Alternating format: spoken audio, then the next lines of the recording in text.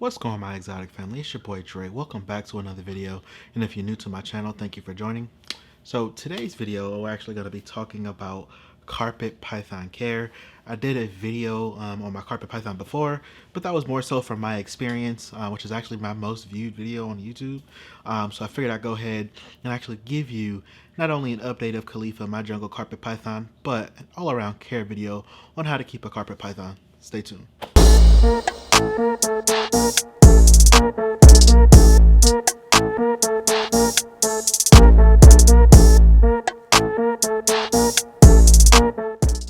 Alright everybody, so welcome back to the video. Had to grab out my carpet python Khalifa because it wouldn't be a video without her, of course. And for those of you that watched my last video, I actually referred to her as a him, and that's because that's what I thought. However, I had never sexed the animal myself.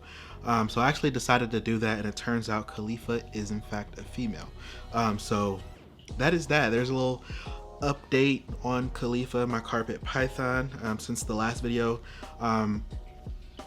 So yeah, let's jump right into the video. So like I said, we're talking carpet pythons. Khalifa here is a jungle carpet python.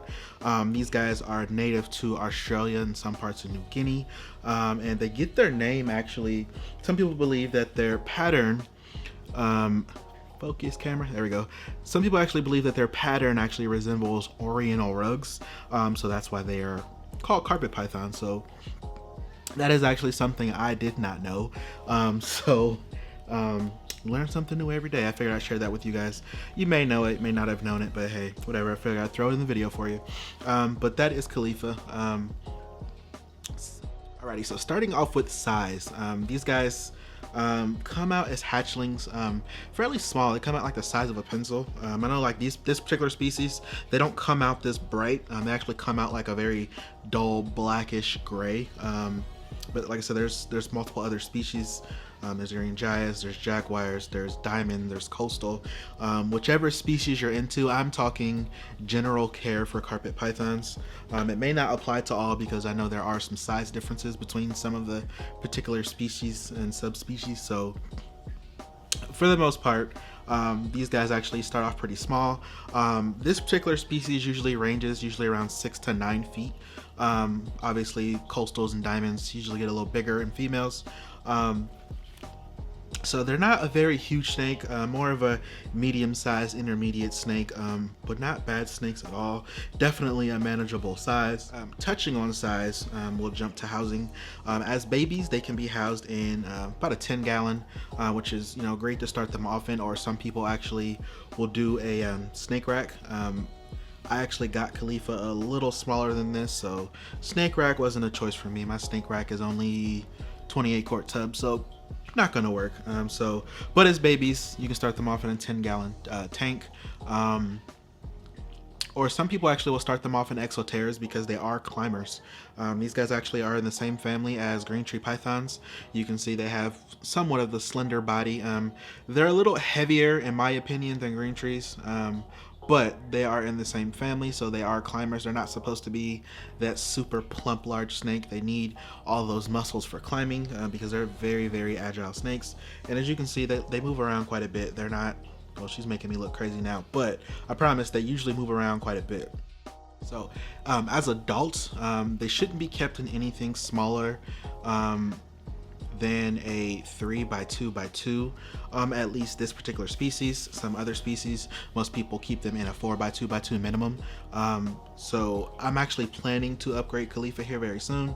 She is in a 40 breeder right now, and as you can see, she's got some size on her, so I really want to get her upgraded to something a little more suitable for her size.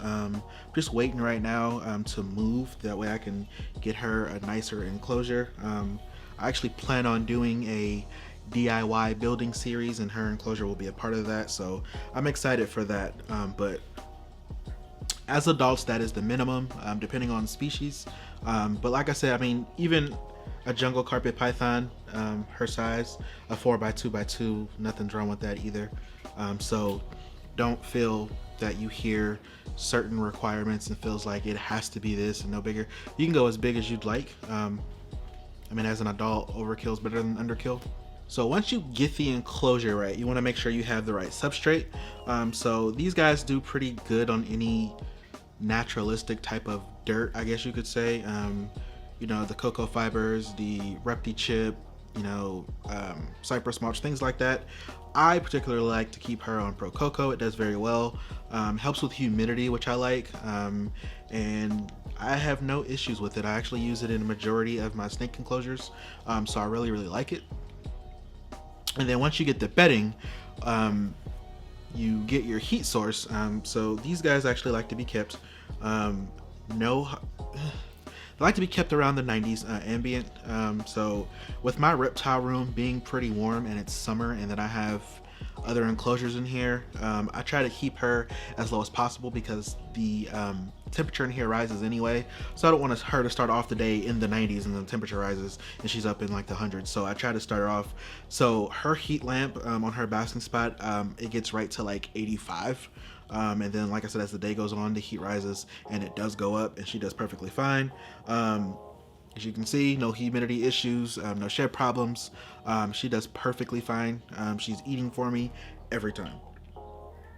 And then as far as humidity, should be kept right around 40 to 60%. These guys don't like it super humid, but they obviously do need some humidity to help with shedding in their enclosure.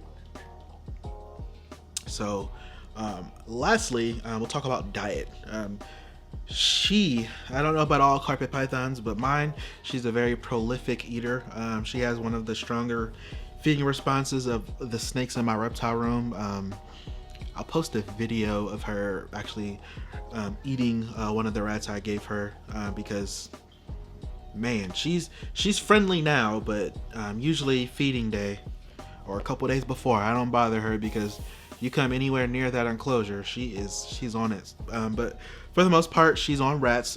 But here and there, I do like to do chicken and quail.